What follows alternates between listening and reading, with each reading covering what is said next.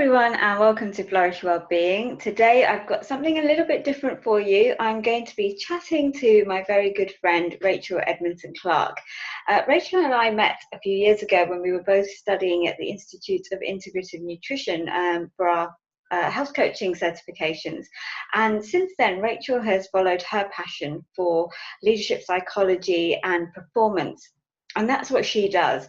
She helps people within the retail arena, in the sports world, in the medical field, to basically help them and their teams practically apply psychology theory so that they can maximize their potential. Now, we are going to be talking about a lot of these principles that you can use to apply to your daily life and get the results you want, because I'm a firm believer that health and well-being starts in the mind. And Rachel's going to be sharing loads of information with you that I think are just golden nuggets of information that, you know, I think if you take and apply will help you tremendously. And you know, this is what she does. She helps people manage emotions, deal with procrastination, build confidence, and break through their limiting beliefs. And often it's those limiting beliefs that really hold us back from making changes to our health. So we were chatting one day after she'd been on another training course, and just, you know, discussing what she'd learned. And we thought, you know what, it'd be great to do this little interview and, you know, share some of those nuggets of wisdom that she has with you. But also Rachael understands the health perspective as well, which is why I wanted to get her in front of you guys, because, you know, as well as having tackled her own health and weight issues in the past, she's also a mum, and she's a wife, and so she's busy, and, you know, she understands the rigmaroles of what it takes to make changes to improve our health when we're time pressured and when we have all these other things going on that can basically stump us when it comes to making positive changes. So without further ado, I'm going to introduce you to Rachael, and hopefully you will learn something in this video that will inspire you to make some changes. So Rachael, hello. Hello, thank you for that wonderful introduction. No problem at all. I'm so excited about what you're going to share with the viewers, and, you know, hopefully people can take away some practical tips from it and start applying it straight away. But you know, we could probably chat on this subject for hours and hours, but we're going to try and give people a few nuggets in the little time that we have. So, you know, when I speak to my clients, I always say to them, look, you know, yes, it's all very well me telling you what to eat and, you know, what plan to follow and what supplements to take and all of that. But ultimately, if you want good health, you've got to start with the mind. And I think that's often where people struggle. And I certainly see it with people who come and see me. I can almost tell the people that are going to go away and start making the changes and see the results, and the ones who aren't quite there yet and won't do anything with the information I give them, because I can see that, you know, emotionally and mentally they haven't taken those steps yet in order to then take that practical information and make it happen. So that's why I thought it would be fantastic to get you on and share how they can start addressing that, so that they can make the most of advice that they get from someone like myself. Yes, yeah, no, absolutely. And, you know, I think what really resonates with what you're saying there is that for me, 80% of anything is around your psychology. And if you've got the right mindset and the right psychology, we as human beings, I believe, have limitless potential, and so often, sadly, people don't tap into that. So yeah, that's what I love to do. I love to help people break through with that. Excellent. I think some of the things that you're saying there, that that people could do to start really trying to help, and I know that you'll do this automatically with your clients anyway, Prabha, is number one is knowing exactly what you want, knowing specifically. So if someone's coming to see you around health and wellness, well, you know, so many people will often say, I want to lose weight. You know, well, actually, what would you like to weigh? And is it about what you weigh on the scales, or is it about how you feel in your clothes? And being really specific about those goals is incredibly important. I've done this in multiple areas of my life with hundreds of people now as well. Getting specific and clear on what you want is the number one step in getting there. And the thing that often comes up for people when they talk about their goals, we're very, very good as human beings at talking about what we don't want. Yes.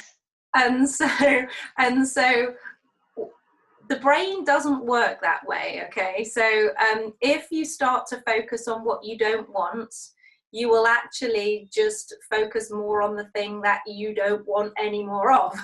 Yeah. What we need to do is play a little trick with our brain, and that is look at things in the positive.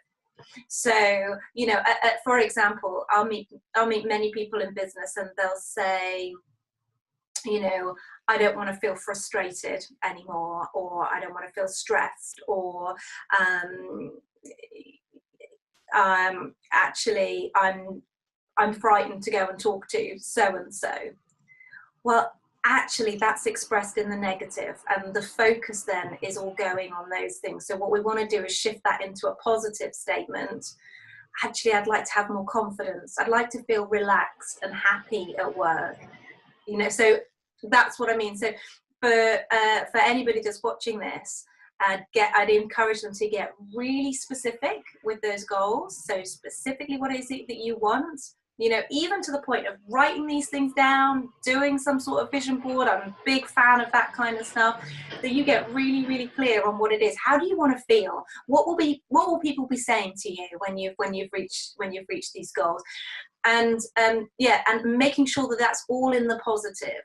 And that would be like step number one for me. Absolutely. And I was just going to add there that people often still measure everything by the numbers on those scales. You know, that's what they're letting their life be ruled by, those numbers on the scale. Whereas I think if we start to think about other things that, you know, a health journey is going to impact, you know, how are you going to feel? What's it going to enable that health journey for you to be able to then do? You know, how are others going to perceive you in a more positive way? You know, how much more confidence are you going to have? You know, that all of that I think is much more valuable than just the numbers on the scale.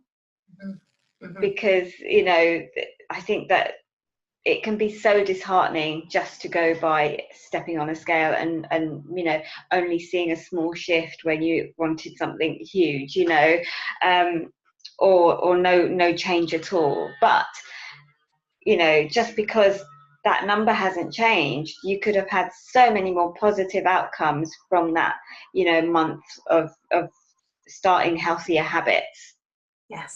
Yes, absolutely. And you touched on there as well, like the second part of this, which again, I know you'll be working with your clients on this, that is the why. Why is it so important?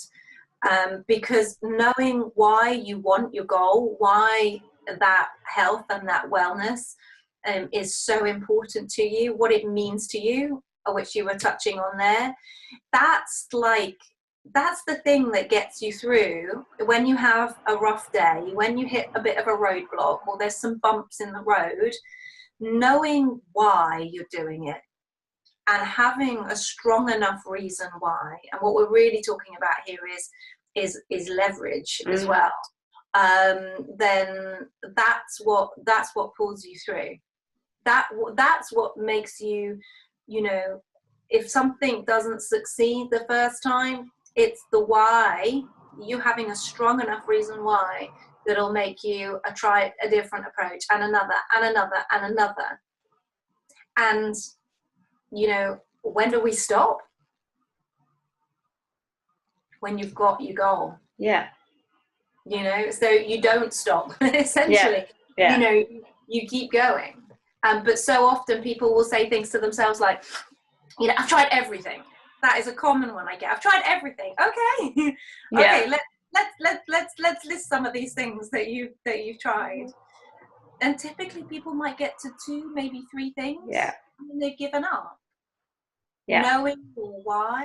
Knowing why something is so important for you to get, that's what will make you try a 3rd time, a 4th time, a 5th time. And you know what? You make those shifts. You evaluate where you are, where you want to get to, evaluate the process that you've been taking. And if it doesn't quite work, you correct your course and you keep at it with that level of determination. You will get your goal. You will get what you need. Definitely. And often it's about reframing things as well, isn't it, Rachel? Because I think if everybody thinks about in their past, when they've really wanted something, they've made it happen, you know. And, you know I've done it, you know, even something as trivial as, you know, I really wanted, you know, a particular item of clothing and it was out of stock and I wanted it by. I've gone to extreme lengths to get that item because I really wanted it, you know, for whatever reason. But, you know, I know that's a trivial example, but if you think back in your life, everyone will have moments where they made something happen because they really, really wanted it. And that's because there will have been a really strong why attached to it. Yes. Whereas often I think with health, you know, it's something that people don't spend enough time actually figuring out why they want that, you know, or why they want the weight loss, or why they want, you know, the better health. It's something that's, you know, or people often just think it's something that they should do. Yes. Because especially now we're being told from so many different angles that we need to be looking after our health, and we should, but each individual needs to figure out why they want to feel better. Yes, it's funny. I was talking to somebody earlier this week, and I've had a little bout of not feeling so well myself, and it's really it's brought to my awareness yet again how important health is. For me, energy and health and vitality is everything. Without that, I can't be the wife that I want to be, the mother I want to be, the woman in business I want to be. So for me, and in terms of the priority of where I put health within my life, it's my number one. Yeah. My number one, because without it, nothing. And I've really had that quite stark in the last few weeks, you know, where I've not been feeling well and I've not had the normal energy that I would have. It's really made me appreciate and recognize how important that is, because I've not been able to do not even half of the things that I would do ordinarily because I've not been well. Absolutely. And I think for, you know, I always say to people, nothing tastes as good as healthy feels. Yes. And once you've had that feeling of good health, because, you know, Rachel, and you'll know this from past experience, as do I, you know, before we went on our health journeys, you know, we were used to feeling not great, and it becomes people's norm. And so, you know, that's just the way it is. And but then when you do feel absolutely full of energy, that vitality, and, you know, you can get so much more done, the days that you don't, you've noticed it a lot more, you know, or the days that you maybe have gone a bit off-piste on your eating for whatever reason, and you know it, you know, because you're no longer used to feeling that low energy anymore. That isn't your norm anymore. And so you can differentiate the messages your body's giving far quicker than you could before. Yes. Yes, absolutely. Yeah, 100%. Yeah, and so if health isn't at the top of your list, which hopefully it is, and that's why you're tuning into Prabha's channel here. But if it isn't, I would encourage you to reconsider, because I truly do believe that without that, we can't give, we can't contribute, we can't be, the other things that we want to be in the world. Absolutely. So Rachel, how can we help people to, often I think it's about the language as well we use with ourselves, isn't it? So how can we help people change their language? Because I see it in clinic, and I notice it with myself as well. I've just got better at catching myself these days through all the personal development and things that we've done, but you still do find yourself sometimes using language that isn't helpful or positive, and isn't going to get you to that goal or why. So how can we help people change the way they speak to themselves? Absolutely. No, well, I think you're right. I think a lot of what can hold people back, sometimes people think it's about having the right resources, so from a health perspective, I just didn't have the right food in the cupboard, or I just, I didn't have time to go to the supermarket, or do you know what, let's even blame somebody else. My husband or my partner wasn't able to go and do the shopping or get the things that I wanted on that list. And people will blame and say that it's a lack of resources why they haven't achieved something. Whereas I actually believe it comes down to your emotional state and a lack of resourcefulness. So you were just talking about the example that you wanted that item of clothing. My God, were you resourceful to make sure you got that item of clothing that you wanted in that short space of time? And so for me, being resourceful is an incredibly powerful emotional state, and one that I would encourage people to build habits to start to adopt. Now, there's a bit of knowledge and background on this that comes from a man who I know we both admire, Tony Robbins, and he talks about the emotional triad, because resourcefulness, let's think about it, is just an emotional state. It's how we are feeling. And he will say, and having practiced this myself for many years and having taught hundreds of people this as well, I can wholeheartedly endorse this. We can control our emotions. And there's a very simple triad which he talks about, and there's basically three forces that are impacting our emotions at any point in time. They're actually choices that each of us are making, but so often we will think of them, we won't even think of them, that it'll be a subconscious choice. So just to quickly outline those three forces, the first is physiology, and I like to sort of sum this up as motion is emotion. So the way we move our body physically will affect how we feel. And if you just think about it for a second, if you've ever been really upset and you've been crying, and somebody's come along and they've made you laugh, or you've felt low and depressed and you've gone for a walk or maybe a run, or perhaps you're somebody who likes to swim, or you've moved your body differently, you started to feel a little bit better. So how we move affects us biochemically. And when you think about it, I challenge anybody to be really, really, really upset in this kind of posture. Yeah.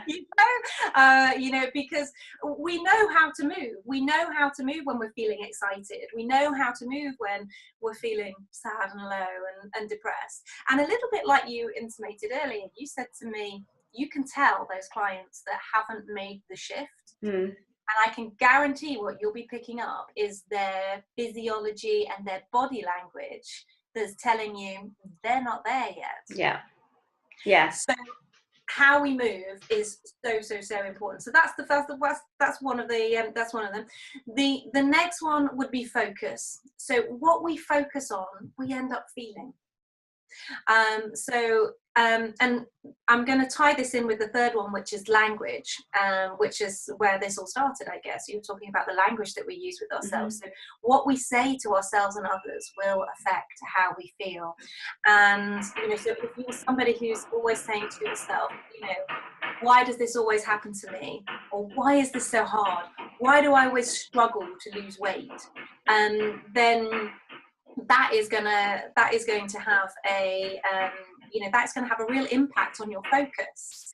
So for me, some top tips around how to, and all of these things combined, all of these three choices will be affecting how we are emotionally at any point in time. And this happens, because we go through emotions like this throughout the day. You think about it, you might miss your alarm clock in the morning, and then, I don't know, you've run out of shampoo in the shower, and then, oh God, that top that you wanted to wear today is not clean, it's not ironed, or what have you, and it's and you start to focus on that, and and all of a sudden you're leaving the house stressed. Well, it's just a combination of how you're moving yourself physically, what you're focusing on, and what you're saying to yourself. So what I would say is, you can use any one of these three forces to start to interrupt the pattern that you've got going off. If you notice that you are in an emotional state that isn't helpful, that isn't resourceful, then use one of these. And it doesn't really matter which one that you start, and I use different ones depending on what's happening. Sometimes it's the language, and it's changing the question. So instead of, why is this so hard? I might say to myself, how can I solve this problem and enjoy myself in the process? That makes me focus on something very different to, why is it so hard? And I hope, that people, that they can see, and they can, if they start to answer those questions for themselves, how it just starts to change your state. Physiology is another great one. Like I said, I've been feeling really poorly, so actually one of the things I've been doing in the last week, just as part of my sort of getting back into a good way, swimming has just been so helpful for me in this last week. Just getting out, stretching my body, feeling supported by the water, just moving has been really, really good, because I've had a period where I haven't been moving my body so much, and it's really, and it started to impact on me. But that might just be, a gentle walk for people. There's a great clip actually in a sitcom called Mom, and maybe we can share the link with the viewers here of how motion is emotion, and just showing how skipping can really just change your mood. But change doesn't have to be massive. Physiology, people talk to me about having more confidence, and confidence literally can be you can lose it by just dropping the sternum just a couple of millimeters, and you gain it just by your breathing and your posture. And so even just small changes in physiology can have a big effect as well. So in terms of the emotional triad and resourcefulness and language, which was coming right back to your question, for me, it's, what are your clients, and what are they saying to themselves? Are they saying to themselves, this is really hard, why am I bothering? I'm not good at this, I'm a bit of a quitter, do you know what, I'm going to fall off the bandwagon again, I've lost weight before and I put it back on again. If that's what they're saying to themselves, think about where that focus is going to be. And I would encourage a new set of more of more positive language, more positive questions to themselves, so, how can I lose this weight and really enjoy doing it in the process? I wonder what incredible new foods I'm going to discover that I'm going to love. Even if somebody, falls off the bandwagon, we say, and that, like, even that terminology that's rubbish. Not good terminology. So let's just say you have a little blip. Okay, you have a little blip. You go out one weekend, you have a great weekend, you drink a little bit too much alcohol, you have the kebab or whatever it is on the way home that night. Well, that's not what matters. What matters is what we do on a consistent basis. And actually, that is just a little blip. And so often somebody will do that, and they'll think, and then that, oh my gosh, and they beat themselves up horribly about it. And they put this horrendous amount of judgment on themselves because they've gone out, they've had a great night. Maybe they drank a bit too much, they ate a bit too much, maybe it was some of the wrong things. I would encourage people in that state to go, what have I done that I can be proud of? What have I done that I can be pleased with consistently over the last week, the last 2 weeks, the last month? And actually, what can I do now to help myself get back, to recover quickly from this little blip that I've had? Because it's not what we do every once in a while. It's the habits that we form consistently that will make the long-term changes. Absolutely. And this is why I don't think it's ever healthy for people to get so, I won't use the word obsessed, but there is now a condition called orthorexia, where people have become so they've gone the other way. They've gone to the extreme of where they must have a particular way of eating, and if it veers off, it's a kind of disordered eating in a way, and that's where that's not healthy either. In life, I think we have to be able to be fluid and flexible. And like you say, if you have a one weekend where you're out with friends, you're having a great time, that is great medicine, because we're social people. We need that as well to be healthy, not just the food and the exercise. We need the interaction. And if the interaction means that it's over food and a few too many drinks, maybe, as long as you're not doing it every weekend, it's not a problem. As long as the next day, you realize, okay, that was had a brilliant night, that was awesome, we laughed so much, we had connected with friends that I hadn't seen in so long, that was awesome. Okay, so the eating went out the window a bit, but you know what, today I'm going to have that healthy salad, or that healthy meal that I planned in, and not continue on that road. And that's the important thing. It is, absolutely, because life's for living. It is. And so for me, that is sharing an ice cream with my son in the park on a hot day, and a glass of wine with my husband at the weekend, and that kind of thing. So, or whatever it is for you. But yeah, life's for living, and we've got to enjoy those things, and they're just as important. But it's the habits, and it's the consistency of what we're doing, kind of day in, day out. And I know that this will be something you'll be working with clients as well, but in exactly the same way. I think it's not about biting off like loads all at once. I think it's about finding simple, easy ways to build in some good positive habits, just little by little, small things at a time. And some of the things that have worked really well for me and for the clients that I work with have been things like the triad I've just explained.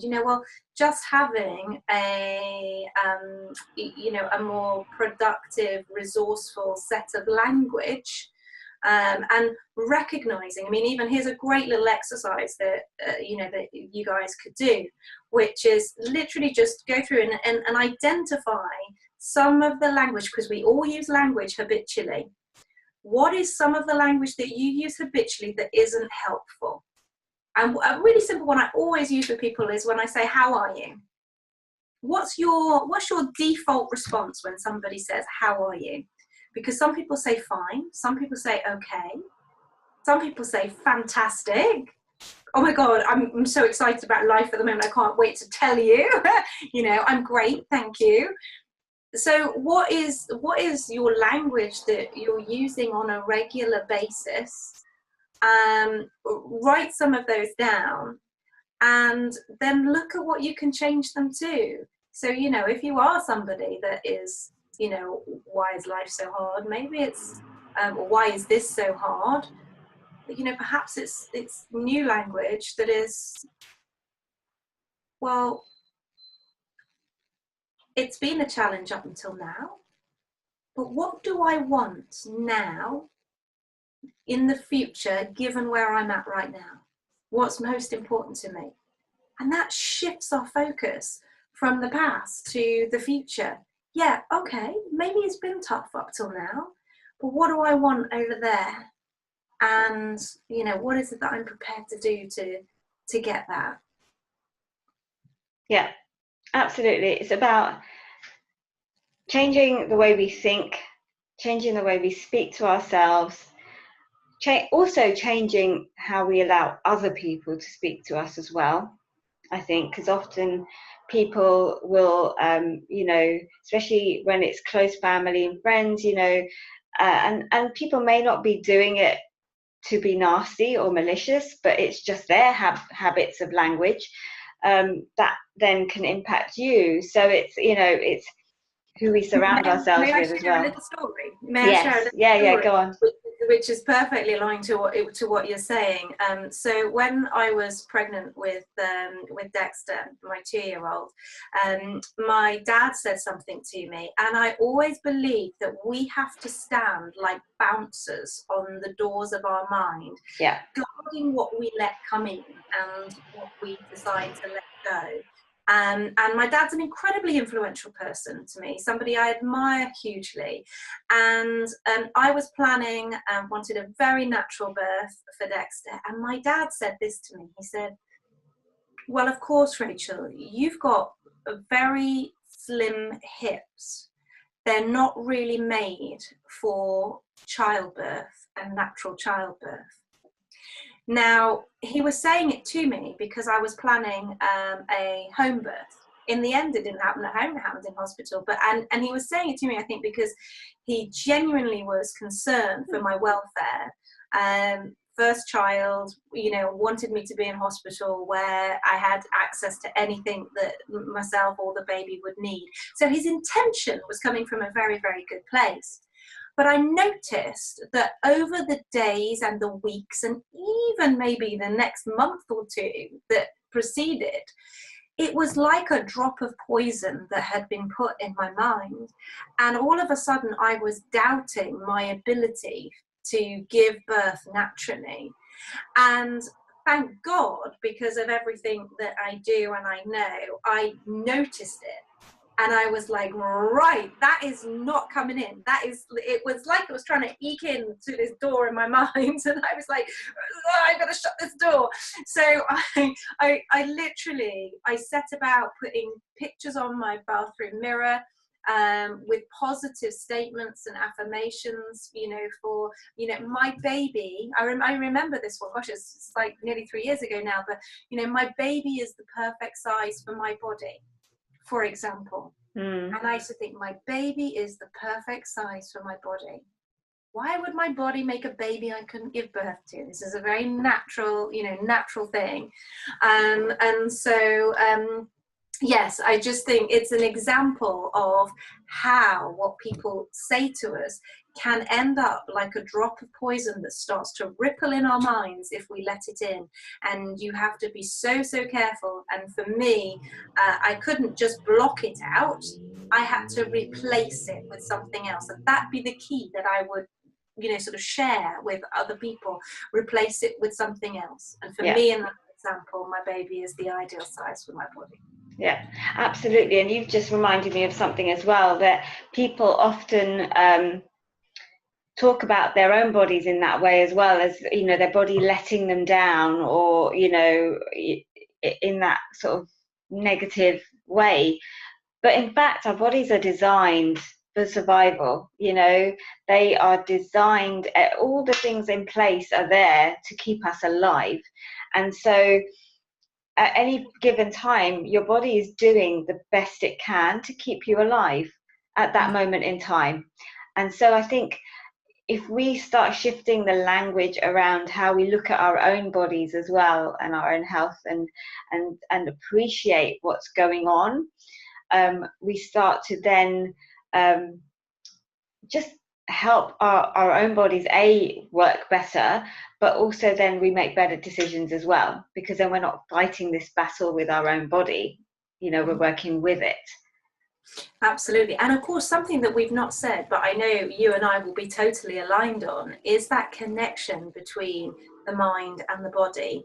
And our thoughts will send waves to other parts of our body. So how, you know, so are we treating our bodies with love and care and respect?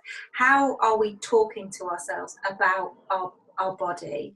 I think is another fascinating area. Yeah, I think we could probably do another conversation about the mind-body connection. There's so much research going on around that, you know, and how thoughts can have an impact on the physical. And, you know, that, I mean, there's loads of stuff out there, isn't there? I mean, there's the work of people like Dr. Emoto, who, you know, who researched how emotions can have an effect on the structure of water, you know.